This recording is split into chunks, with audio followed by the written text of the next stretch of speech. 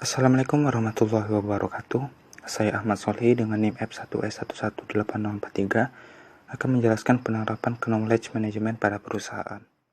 Pengertian: Knowledge Management terdiri dari kegiatan-kegiatan di dalam organisasi yang meliputi pengidentifikasian, menciptakan, mendistribusikan, dan mengimplementasi atas pengalaman serta menambah wawasan dari pengetahuan yang ada.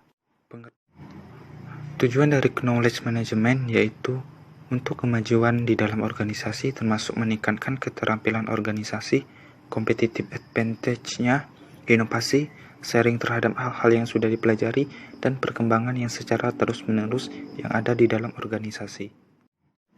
Selanjutnya yaitu manfaat dari knowledge management. Secara keseluruhan, proses operasional perusahaan akan meningkat. Adapun manfaat dari proses operasional yaitu sebagai berikut. 1. Information flow yang lancar, pemanfaatan knowledge yang lebih maksimal, berkemungkinan lebih besar mencapai target operasional, pengembalian keputusan didukung informasi yang cukup. Arsitektur utama dalam knowledge management yaitu ada 4 pilar utama. 1. Kepemimpinan, 2. Organisasi, 3. Teknologi, 4. Learning. Adapun implementasi yaitu teknik knowledge management bagi kebutuhan bisnis adalah bagaimana satu perusahaan dapat melayani kebutuhan pelanggannya. Adapun implementasinya yaitu teknik knowledge management bagi kebutuhan bisnis adalah bagaimana satu perusahaan dapat melayani kebutuhan pelanggannya. Adapun implementasi sering terjadi masalah, dan masalah apa saja yang sering dihadapi. Banyak perusahaan dalam penerapan knowledge management adalah potensi sumber daya pengetahuan sebagai intangible aset perusahaan yang belum dapat dioptimalkan dan dieksplorasi dengan baik. Sering terjadi masalah, dan masalah apa saja yang sering dihadapi.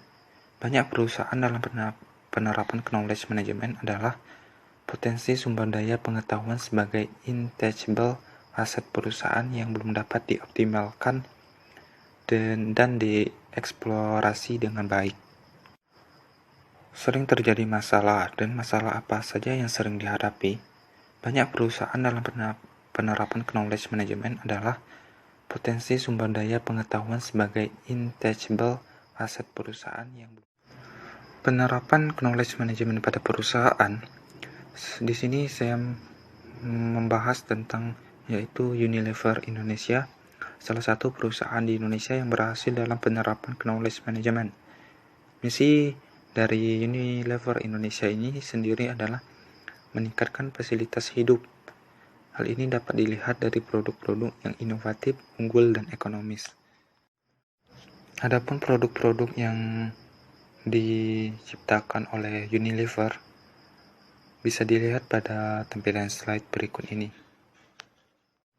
Penerapan knowledge management di PT Unilever Indonesia Tbk. Yang pertama adalah komunikasi pemasaran yang bersifat one voice. One voice adalah walaupun sistem komunikasi yang digunakan oleh perusahaan berbeda-beda, tetapi jika sudah dikoordinasi dan memiliki misi yang tepat, maka akan mudah meraih konsumen.